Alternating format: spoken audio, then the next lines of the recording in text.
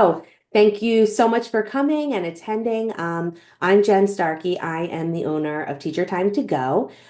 We have Jim here. He is the director of Ivy Experience. They are a local test prep and college prep company. So he helps students decide whether to take the SAT or ACT, forms testing timelines with families that take each individual student's needs and schedules into account, and oversees their team of expert test prep and academic tutors. One amazing thing about Jim is he also serves on the board of the National Test Prep Association. So he is always in the know on the latest updates and changes to the SAT and ACT and colleges policies on them. So we are so excited to have Jim. He has an incredible presentation planned, and keep track of all this information. You do not have to write anything down. We'll send you some snapshots and Jim will get, more into that, but we are so excited to have him. So without further ado, Jim, take it away. All right, thank you so much. Let me get the slides fired up here. Welcome on in, everyone, to my favorite topic personally, standardized testing for college admissions. And I think everyone who attends these presentations' least favorite topic, but one that we can all agree at least is quite important. So hopefully, I mean, my goal in a presentation like this is for you to leave with less anxiety about the standardized testing process than you came with. So I'm going to hit you with a lot of information. And I would be curious, by the way, to know the grades of the students represented by our attendees here. So what I'd like to know is, the student that you're attending this for, parents, what grade are they in? If you could drop that in the chat. Let me just make sure your chat settings are on and you can message us. Awesome. Now you can message us hosts. Let us know what grade your students are in and we'll be able to I can kind of tailor what I'm saying essentially to the crowd here that way, because my advice for a sophomore right now is going to be a lot different from what a junior should be doing. So with all that said, I like to zoom out first in these presentations and talk about broadly how standardized testing fits into the college admissions process. And so our philosophy at Ivy Experience is that there are really five factors that are in a student's control in this process. Now, there are many more than five factors that are going to influence a student's successes in the college admissions process. So things like your demographic information and what schools other students from your high school are applying to, institutional priorities of that college. Those things are all going to come into play, but there's nothing you can do about them. So when we counsel students and families to try to give themselves the best shot for their college goals, really all of your time and energy should be focused on these five things: grades and the academic rigor of your courses, standardized test scores on tests like the SAT, ACT, and AP exams, and that's what we're going to talk about tonight, extracurricular activities, letters of recommendation. You might think that's a weird one because the teachers write those, but your students control those relationships that eventually form those letters. And then finally, the essays and other written components of the applications.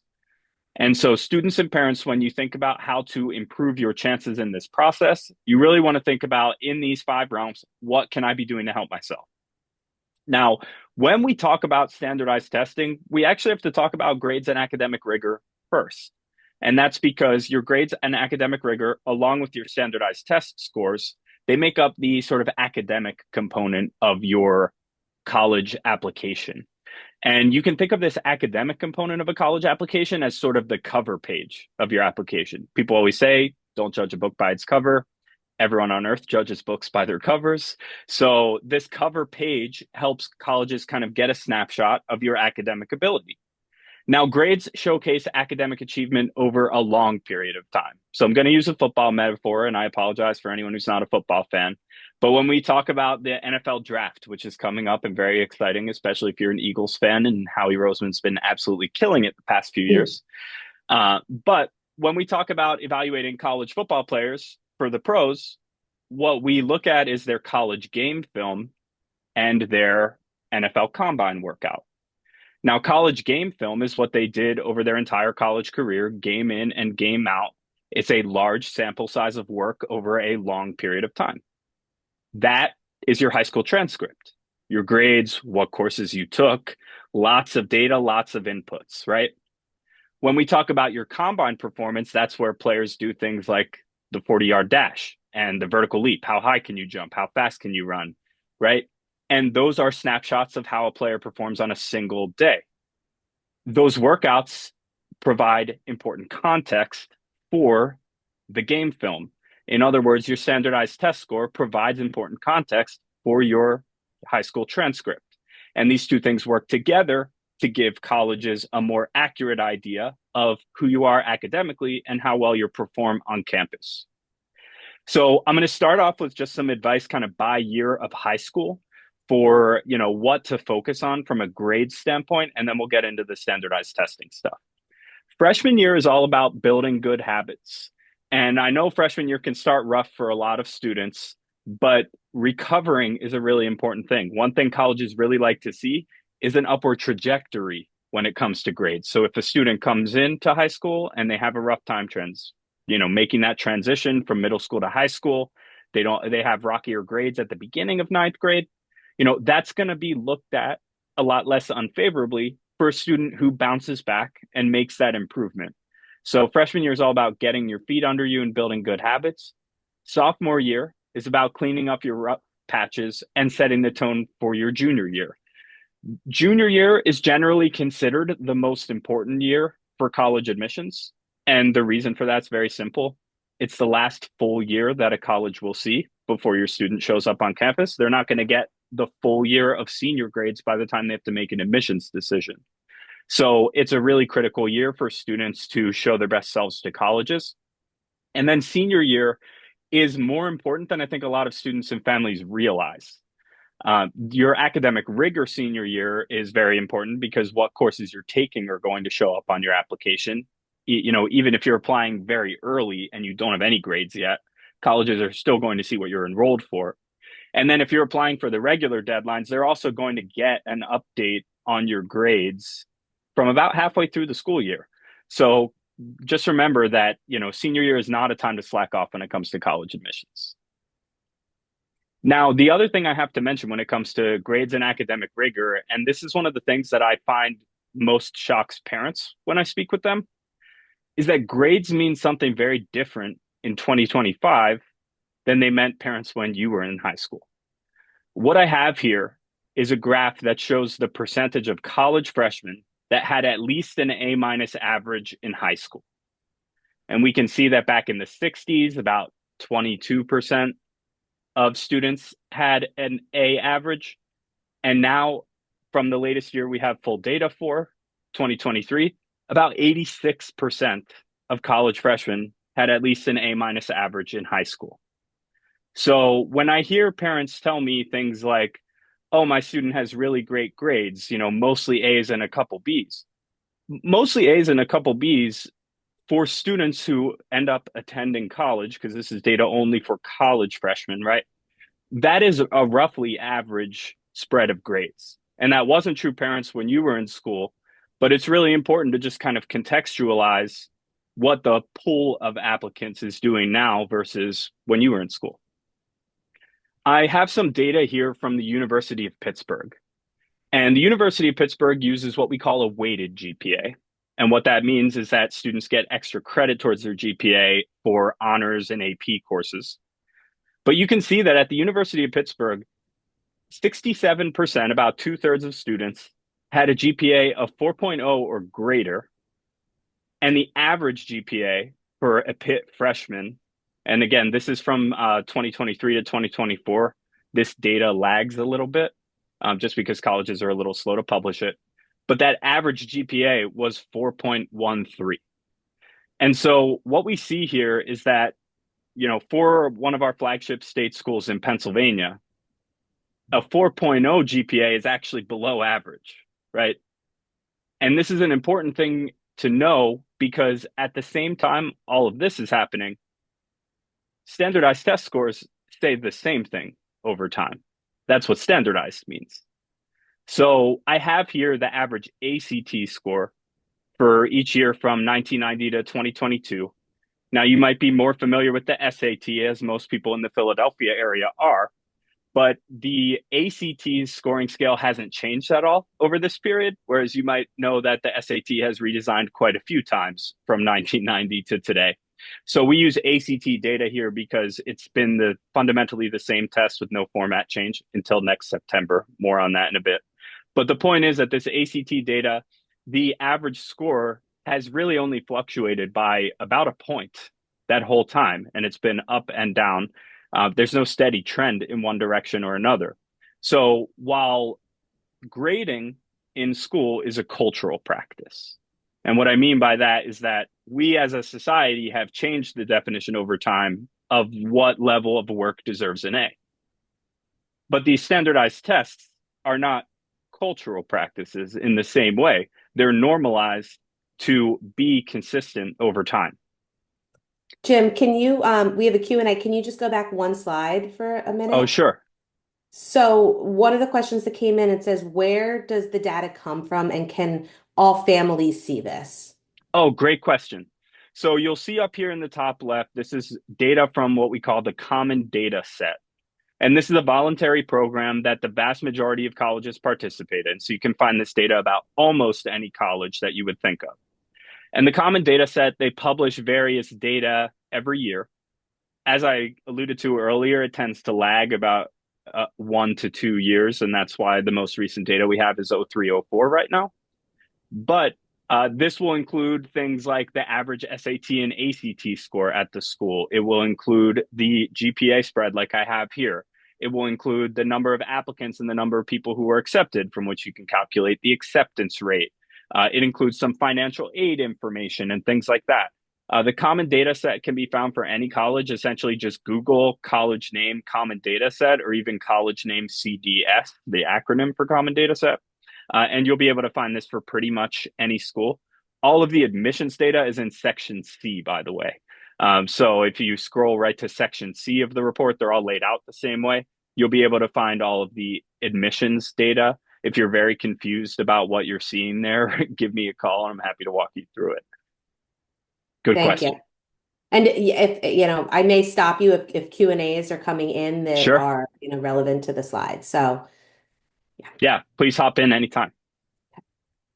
Now, here I have a bit of a zoom in on that same ACT data that shows a more recent and concerning trend, which is that I mentioned in general, ACT scores have stayed in kind of the same 1 point band in the 20 and 21 range.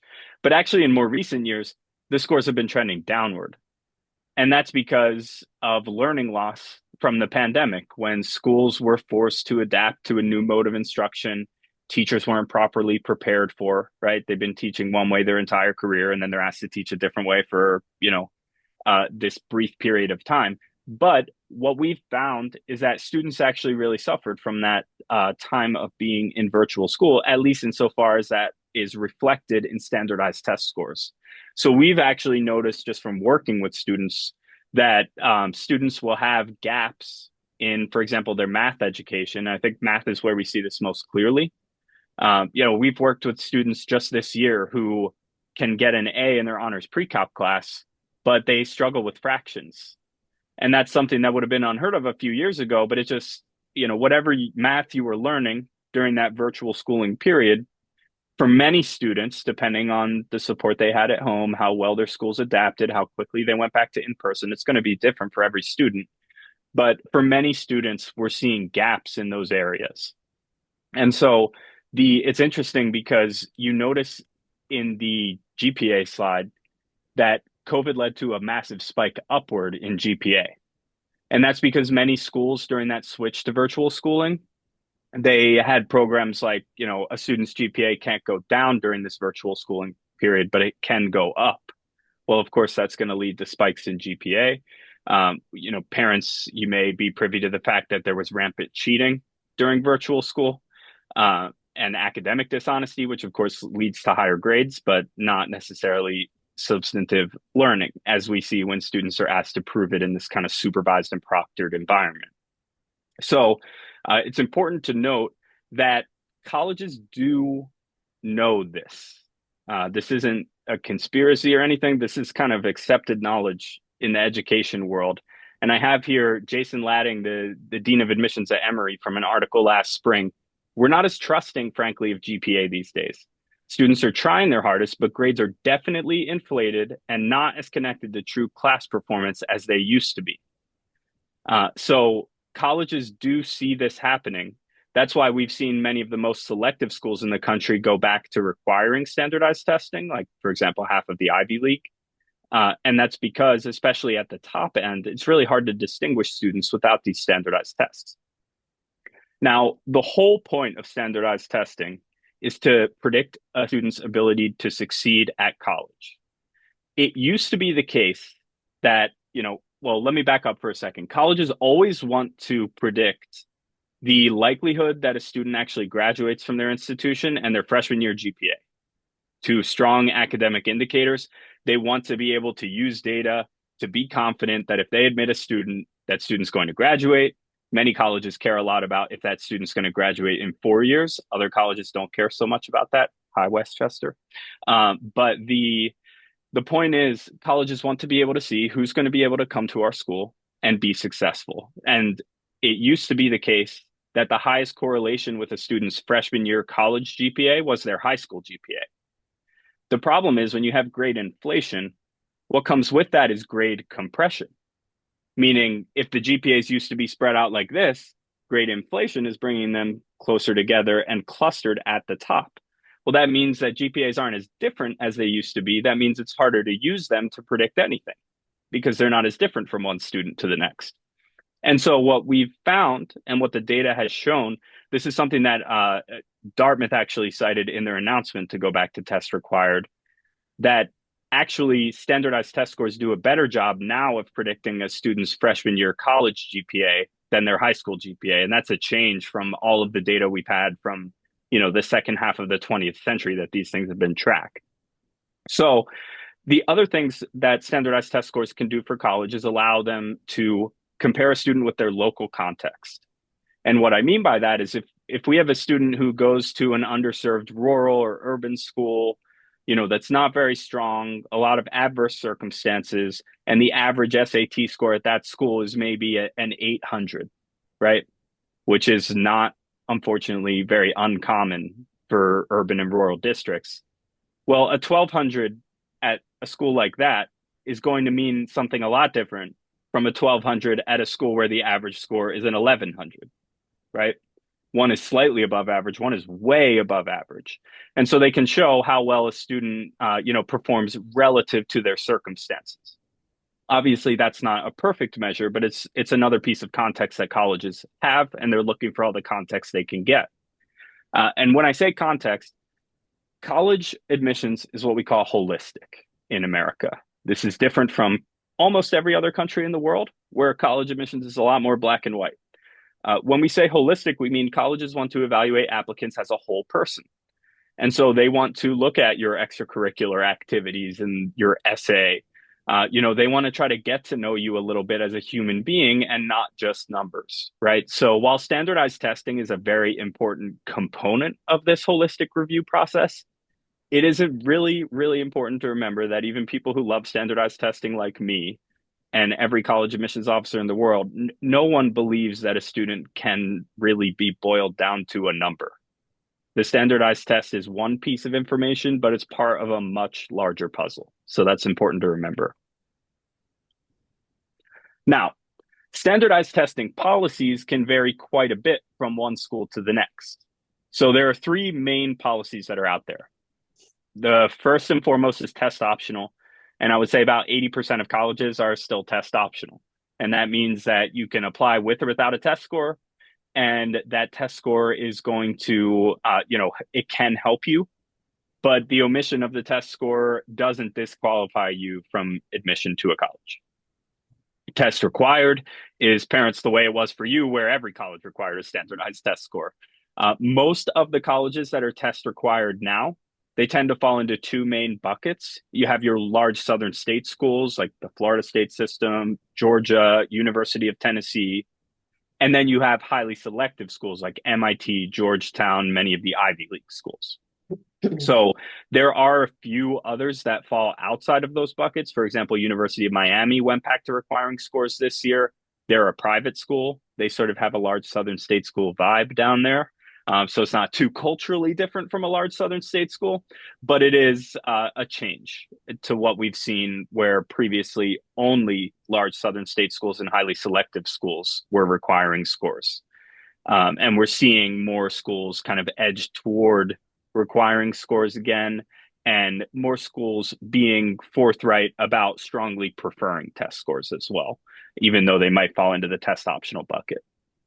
The final category here is called test blind or score free.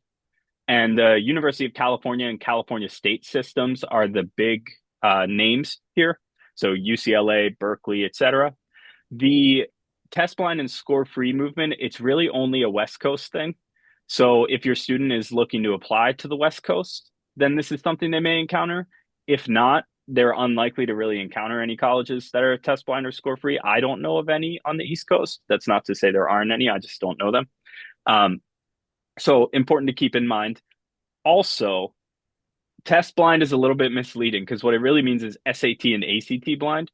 The University of California system accepts and uses AP test scores in their admissions process, but they won't even look at an SAT or ACT test score. So test blind is not exactly accurate. That's what they call it, but it's really SAT or ACT blind.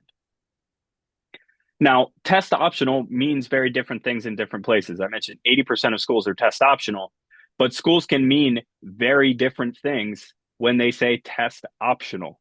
So you have some schools that are test optional, but they're admitting over 70% of their students with scores. For example, Duke is kind of a classic example where when we see a student who wants to apply to Duke without a test score, I mean, the last time they released data, 93% of their freshman class had submitted test scores. And how many of that 7% do you think weren't athletes? You know what I mean? So Duke is test optional because they will take your application fee, whether it includes a test score or not, but it's not as optional might appear. Then on the other hand, you have other schools where they're admitting 30% or fewer of their students with test scores, and they're genuinely committed to admitting students without test scores. University of Washington and Pepperdine, you might notice again, two West Coast schools, standardized testing tends to be de-emphasized on the West Coast. It's just a cultural difference. I'm not really sure why that is. But again, standardized test scores are going to be less important for students who are really, set on applying on the West Coast. Another thing that's really important is that there are test optional schools out there that are test required for scholarships. What I have here is a chart from the University of Alabama's website that shows you exactly how much scholarship money you get for your GPA and test score. This is a completely objective system for awarding scholarships. And what that means is there's no holistic component to this at all. They don't care about your essay. They don't care about your extracurricular activities. You could cure cancer, build an app. They don't care, right? All they care about is if you have a test score that's 25 to 26 on the ACT or 1200 to 1250 on the SAT and your GPA is over 3.5, you will get $6,000 a year scholarship to the University of Alabama.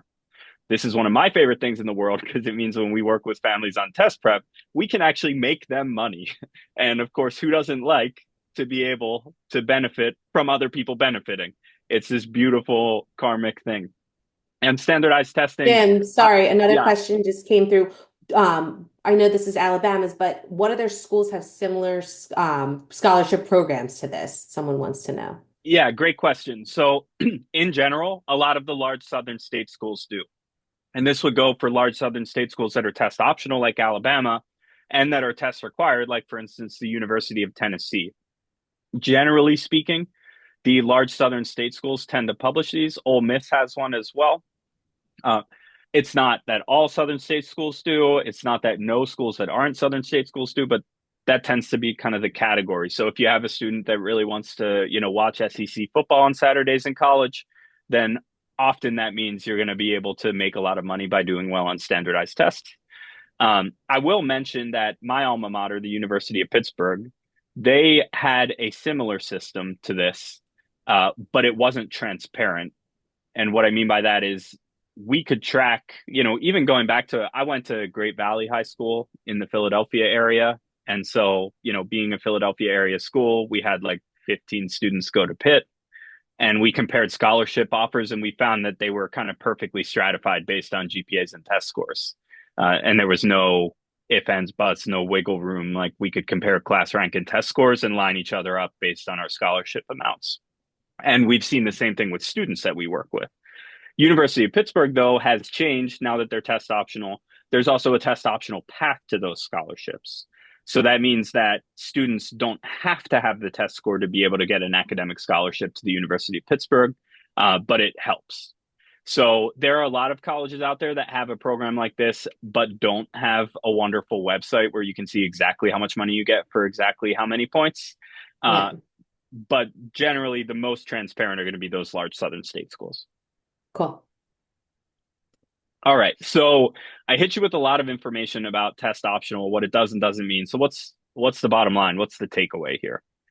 A strong score is still an asset in admissions. I got a lot of calls when colleges went test optional in droves in COVID times from parents. Oh, I heard test scores don't matter anymore. That was never true, right? A strong test score would always help you out. And as I mentioned, a lot of colleges are being more outspoken about that fact now. Another point that's really important here is that the more selective your college goals are, and a good kind of rule to understand this by is if you're interested in colleges that have less than a 15% admission rate, then having a test score becomes more important because at those hyper competitive colleges, you need every point in your favor that you can get. So you're going to make a bigger difference for yourself by having that score at those types of schools. When you have a score, you're going to have more options in terms of the colleges that you can apply to because you're going to have a better chance at test required and test strongly preferred colleges. And you're going to have more options for merit scholarships because many colleges require scores for merit scholarships. And then the final point here, and this is really important too, if for a given student, the amount of time and effort and stress it would take to get that strong standardized test score, if the juice is not worth the squeeze, there are still plenty of awesome options out there. So there are a lot of colleges out there that are genuinely test optional. Depending on what your goals are, for example, if your student was totally heart set on a large Southern state school, then I would say you really do need to try to get the best test score you can. But if your student is very flexible about where they go to school or doesn't have very well defined ideas about exactly where they want to go to school, you can build an awesome college list of all colleges that are genuinely test optional. And I do want to make sure I make that clear for anyone for whom this is just going to be too much of an obstacle. All right. So now let's talk about actually trying to get ready and take these things. So one of the important things to think about with the SAT and ACT is your standardized testing timeline. When should you take the test? When should you prepare for it, right? I generally recommend for students that have completed Algebra 2 and Geometry by the end of 10th grade to test for the first time in the fall of junior year. And there are a few reasons for that. One is preparing over the summer is a lot easier than preparing during the school year. It's just, we have a saying, spread the stress, right? You do not want all of your stress to come at the same time in the spring of junior year when you have, maybe you're taking your first AP classes or more AP classes than ever. You have AP exams to worry about. You have final papers, final projects, final exams all coming to a head. Spring of junior year, you've got your college search fully underway. It's a really hard time for students to, focus on something like preparing for a standardized test that's going to take a lot of time and energy from them. So if possible, I recommend trying to prepare over the summer, take it early in the fall, try to knock it out before winter break. Now, that said, if your student's taking Algebra 2 or Geometry, or I should mention the equivalent course in an integrated math curriculum, by the way, integrated math just means that they kind of mush algebra and geometry together. Every school district has a different numbering system for it. So if we've got Philly suburb locals here, for instance, Plymouth Whitemarsh and Lower Merion and Harriton, they both use the integrated math curriculum, but their numbering system's completely different. So send me an email if you want to know which level of integrated math would mean that you have all the math you need for the SAT or ACT. But if you're taking that last math that you need during junior year, then you really do want to wait to test for the first time in the spring because you don't want to pay a private tutor to teach you things that you're about to learn in the classroom over the next few months. That's a very inefficient way to spend your time and money.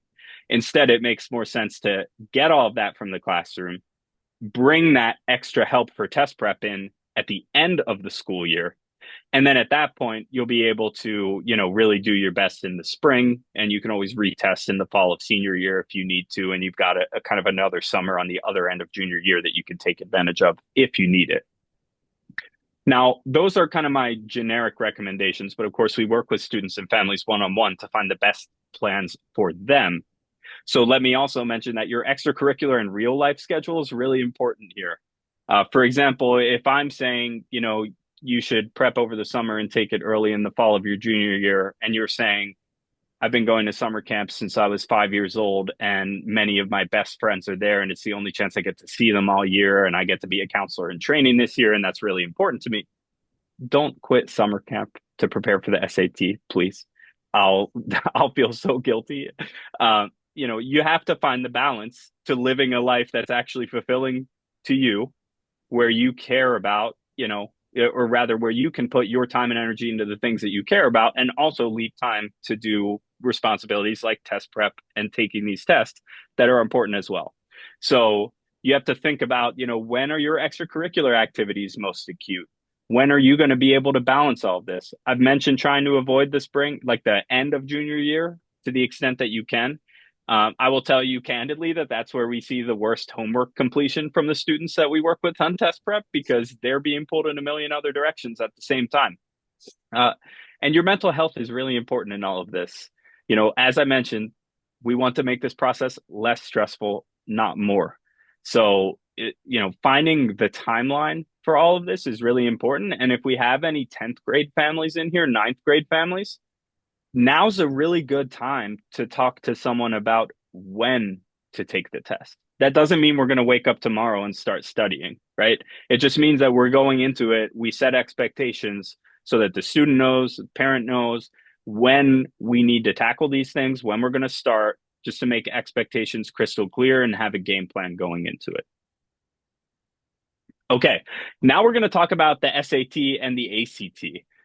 One of the big changes of recent years is that the SAT has gone to a digital format. You take it on a computer now. Big change for parents. Students are kind of like, yeah, I mean, like, can you believe you ever didn't have to take it on a computer? That's so weird. But essentially, the SAT, some of the kind of nuances of the SAT, it's a 4-section test. 2 are reading and writing, 2 are math. And it's scored out of 1,600 again, parents. So, it was 1,600, then it was 2,400. Now it's 1,600 again. The biggest challenges of the SAT relative to its competitor test, the ACT, that I'm going to talk about shortly, there are limited annotation tools. So the ACT you can still take on paper. And when you take a test on paper, you can write wherever you want on that paper. That offers a lot of strategic flexibility for students. The digital SAT has some built-in annotation tools, and they are pretty cool. You can highlight things in different colors. You can annotate things with notes, but you can only annotate things in the way that the application is programmed to let you annotate things. Whereas on a paper test like the ACT, you can write whatever you want, wherever you want. Generally speaking, the verbal questions on the SAT are more challenging. And what I mean by that is they use, passages from the 1800s, and there's poetry on the SAT, but not the ACT. So the passages can be harder for students to understand. The questions can be a little more complex, as opposed to the ACT. And then finally, the SAT is what we call an adaptive test. Let me explain what I mean by that. So adaptive scoring. This works the same way in the reading and writing section and in the math section. I'm just going to talk in math terms, but just know that it all applies to both. So every student receives a first module of the math section that's at the same difficulty level for everyone. It's not going to be the exact same section for test security reasons. They're not going to give you the exact same questions as the kid sitting right next to you, to prevent cheating, but it's going to be the same difficulty level for everyone. When you take that module 1, your performance in module 1 dictates whether you're fed into module 2A, which would be, for a lower performance in the first module, or module 2B, which would be for a higher performance in the second or in the first module. And which second module you're fed into is going to dictate, your potential score range. Now, a couple things about this. One is the fact that there is overlap between where you can score from the lower second module and the higher second module. So it's not cut and dry, and it means like you're cut off at this exact score. It depends on exactly how you performed in module one. It depends on, how you performed in module two relative to module one. So it is possible to overlap the scores. But the important thing here is that, I got a lot of calls from parents the year of this transition when they're hearing about adaptive testing. Like, how are you coaching students around the adaptive nature of the test? And the truth is that the answer is to coach students to ignore it. And here's what I mean by that. On the old SAT, right? And this goes for every version of the SAT that's ever been in existence. Your scaled score, which is to say the score you get out of 800 in that section, is dictated by the number of questions you get correct. That's not exactly true on this version of the test. Questions have variable weights depending on how well they describe students in different score ranges. So there might be a question that's really good at determining, where in the low 600 a student should be, but it's not going to be all that helpful for, saying, well, should a student have gotten a 450 or a 460, if that makes sense. So the scoring algorithm is much more complex on this version of the test. But the truth is that the fundamental underlying principle of test prep has not changed at all, which is if you get more questions right, you'll get a higher score. It's a little more complicated how the sausage is made now, but truly all you can control, students. We talked about those 5 factors in your control and admissions. There's one factor in your control in the standardized test. It's just how many questions can you get right? And all you can do is focus on getting more questions right. So ignoring the adaptive nature of the test is actually the best way to strategize around it. I had a parent ask me once, like, well, should you try to get some questions wrong in the first module so you get the easier second module, and then maybe it's a little easier to do well in the easier second module to get your target score? No, you shouldn't do that at all, because your score, it's not just about which second module you get, it's about how many and which questions you missed in that first module. And if you understand a question well enough to get it wrong on purpose, your score is going to be better off if you get it right. So there's not like a lot of kind of complicated thinking or planning for this. It's just do your very best on every question that you see. Okay, so that's the SAT. Now let's talk about the enhanced ACT. So the ACT is redesigning, and that change is really going to come in September. Now, the classic ACT is English, math, reading, and science. Each of those scored out of 36. Those scores are averaged together for your composite score out of 36. So SAT scores, you add them together. ACT, you average them together. The optional section of the old ACT was writing. On the new ACT, science and writing will both be optional. Now, until further notice, students, for you, science is not optional. And that's because ACT has made it optional at registration. Colleges have not yet said that it's optional for them. And that's what really matters in all of this. So the new ACT is just the English, math, and reading sections scored out of 36, averaged together, with an optional science section and an optional writing section. By the way, no one should take the optional writing section. No college uses it. So if you can avoid it, you should, because no one wants to sit down for an extra 40 minutes of standardized testing at the end of a standardized test, right? Don't take the ACT writing section, but you should take the now optional science section. The big changes that are coming to the ACT are that, one, there's a digital option for it. Now, the digital option for the ACT means that you can take it on paper or digitally. I actually personally recommend taking it on paper, because when the SAT redesigned to be a digital test, they changed the test to make more sense on a computer. The ACT did not. They made very light edits to the test, but really it's still just a paper test that they put on a computer screen. I can talk more about that in the Q&A if people are interested, but I recommend, if you're taking the ACT, take it on paper.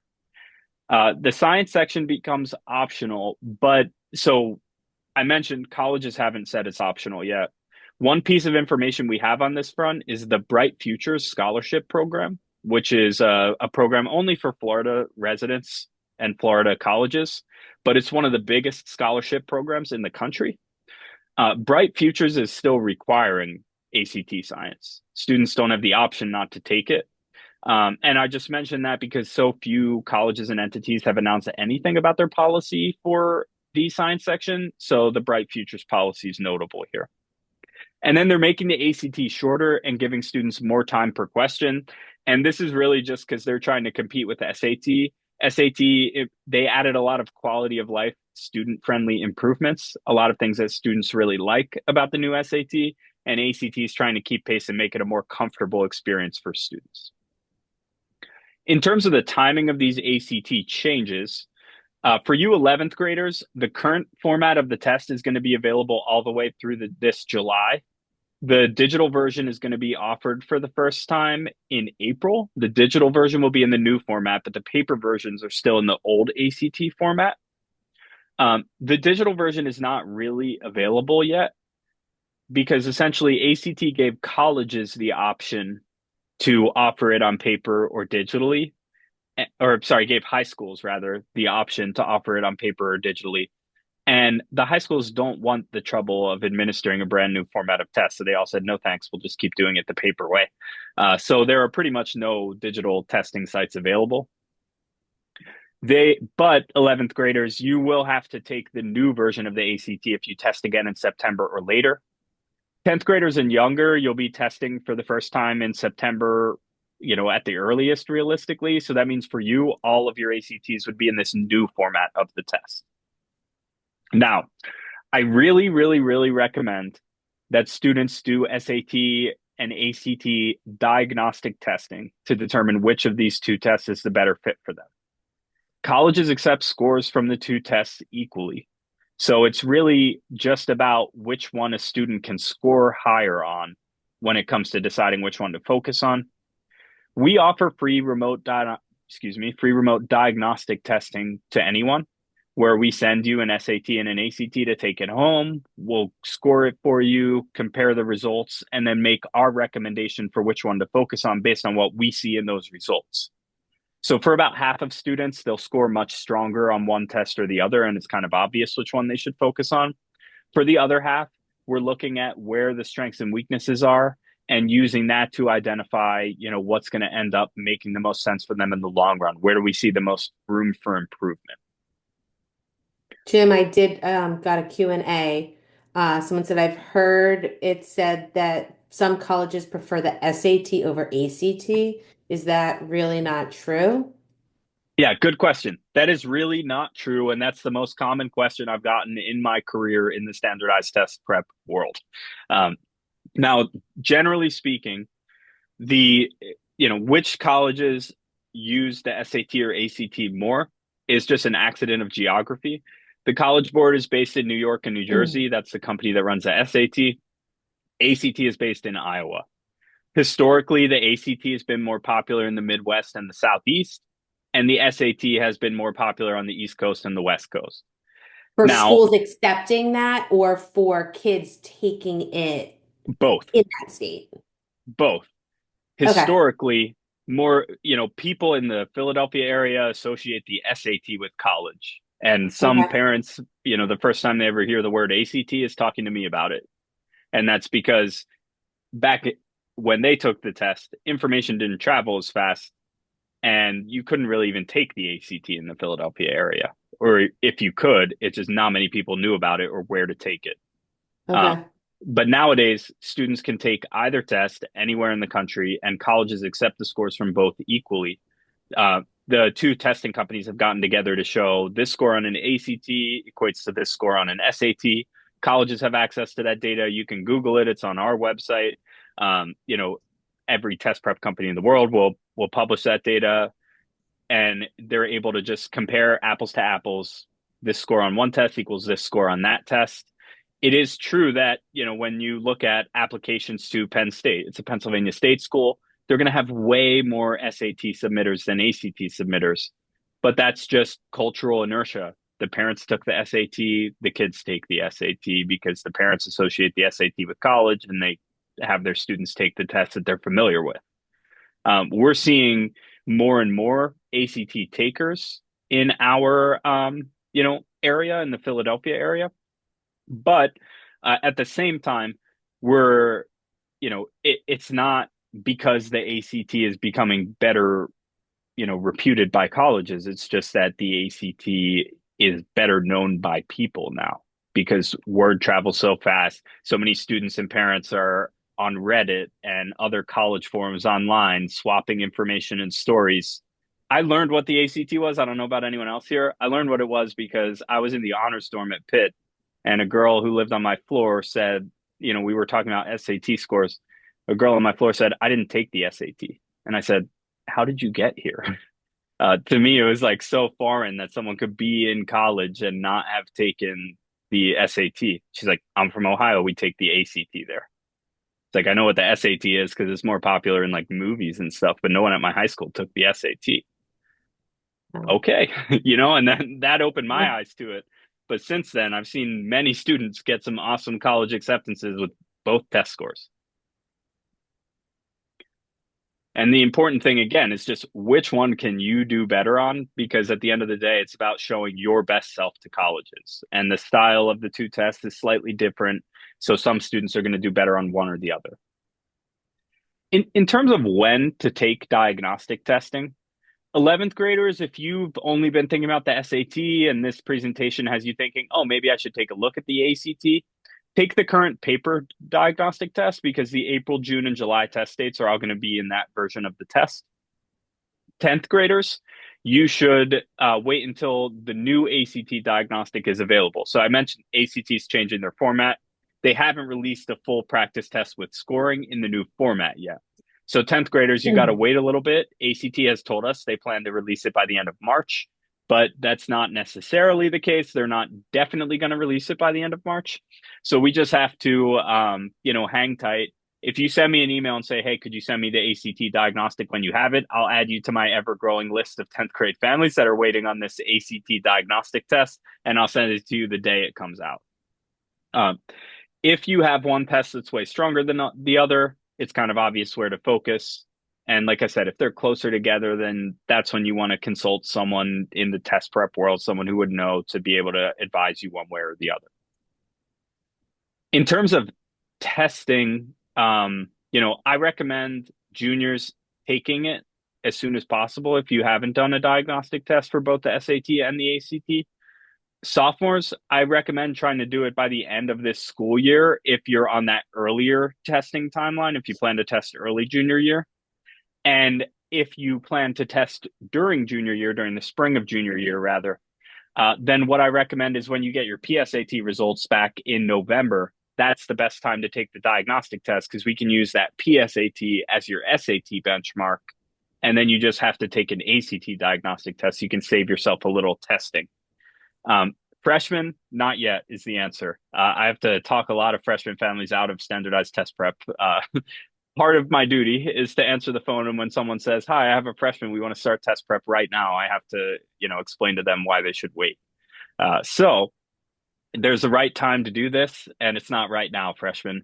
Again, good to have the conversation and the plan for what needs to happen when. Totally productive thing to do. Starting to prepare for the SAT right now as a freshman, probably not. Okay. Always get the question, well, can I just take both the SAT and the ACT and see which one ends up being stronger and using that to submit to colleges? The answer is yes. And in fact, you don't have to share the worst one with a single college. So if you take both and you only like your score from one, no one's ever going to know you took the other unless you choose to share it with them. That said, if you're going to spend time and money and energy on preparing for these tests, then it really does make sense to just prep for one test because think of test prep as an investment. If you split that investment in two different directions, it's going to grow more slowly twice. We want it to grow more quickly and grow more once. And you're going to see that by really digging in and focusing on one test. Taking both can make sense for very high scoring students, though. And that's because when you're in those upper echelons of the scoring, a lot of times what really matters is having your best day on the right day, and taking a swing at both tests can make sense then. But if we're talking about an extended period of preparation, that should really be focused on one or the other to save your students time and your money and everybody's energy and stress. Test dates. I'm going to talk about this very briefly. Juniors, I recommend trying to finish your testing by the October SAT date or the September ACT date. And I recommend that because those are the last test dates that are accepted for early action and early decision deadlines. If you're curious what those are, I can answer in the Q&A. But early action and early decision are just earlier deadlines and you hear back earlier. That's kind of the brief version. And most of our students will apply to at least some schools by those earlier deadlines. You have, though, until December of your senior year for regular deadlines for most colleges. So if you're going to apply only for regular deadlines, you can test all the way through December of senior year.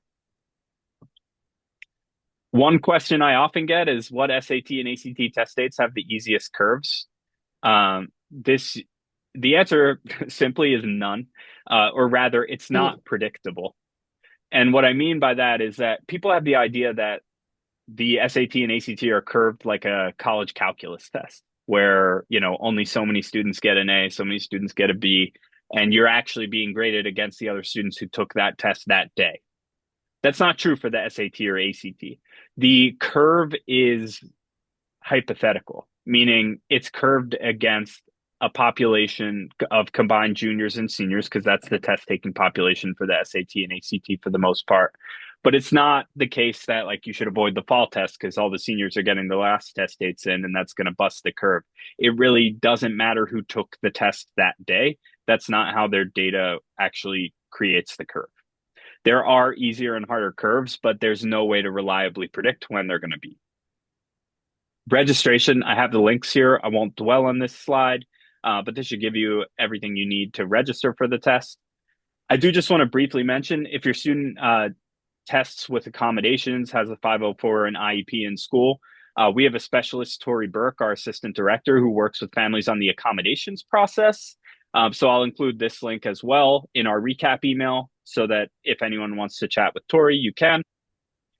In terms of waiting for scores, the scores come back quite quickly. From the SAT, you're going to get them on the second Friday after your test, and the ACT the second Tuesday after your test. But the ACT can release them slowly over a longer period of time, so you have that to look out for. And if you take the test with extended time, particularly if you take the test over multiple days with extended time, usually you'll receive your scores later in the process. Okay. Jim, just a quick question. This is from me. Uh-huh. You said the scores are released. Are they released via email? Do you have to go on and check a site? Do you get Oh, it great in? question. Yeah. So you do get a notification email, and they're available in your online portal. You'll have a username and password for collegeboard.org and act.org. So you'll get a notification your scores are ready, and then you log in and check them. Got it. Cool. If you're working with us, you'll also get an email from me that morning asking how you did. Of course we would. Yep. Okay, super scoring is a really cool and student-friendly process that allows students to test multiple times and recombine their section scores, taking their highest score from each section over multiple test dates. This is a policy that is used by most well-known colleges, but not all.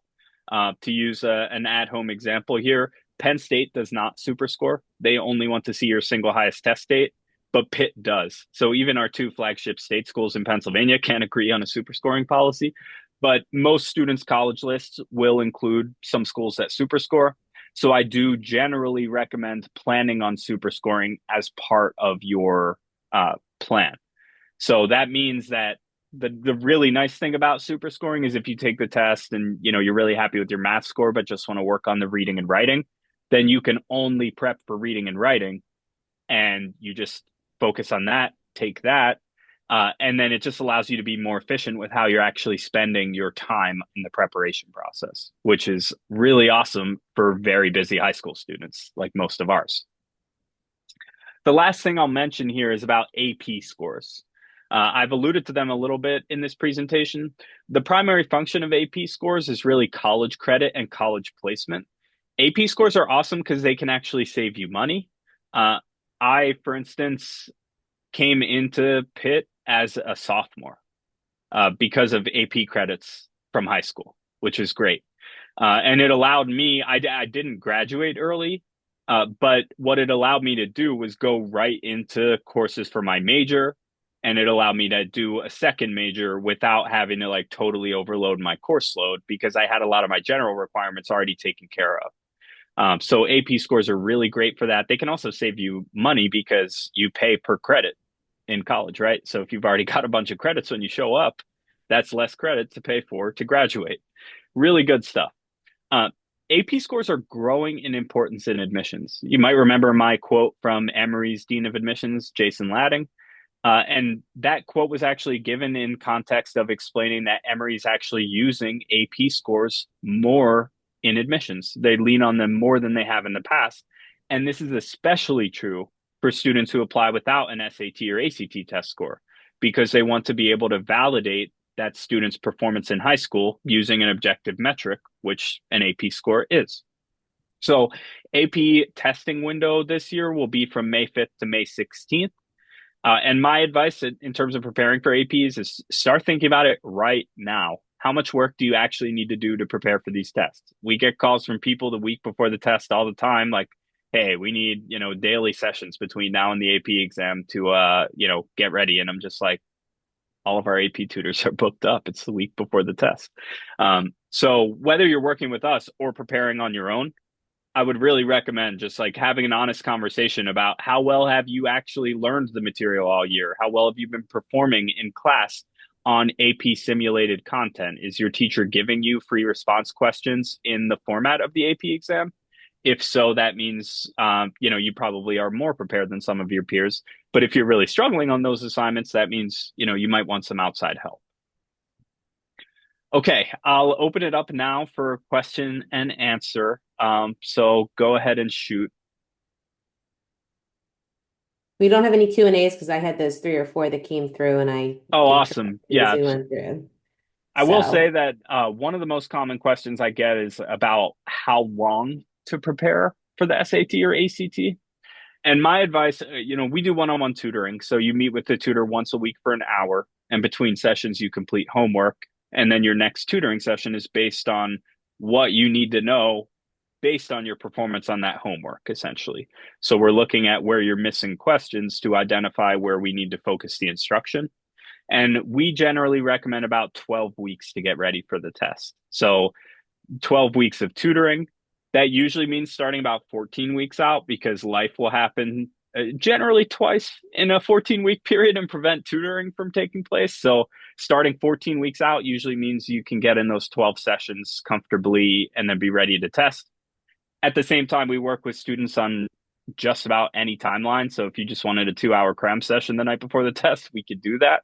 But it just really, depends on where you're starting and what your goal is. And I'm always happy to have a chat to help you figure that out. well, this was so, so helpful. What we're going to do is we'll send a recap email tomorrow to the attendees and all the other registration registrants. I guess I said that word correctly. And we will provide the contact information for Jim and Ivy Experience. And if you need any test prep, college counseling, essay support, etc., you are in the right spot. Um, and yeah, if we don't have any other questions, we can wrap it up. But thank you all so much for your time, for coming, for the questions. And we hope you found this useful and exciting.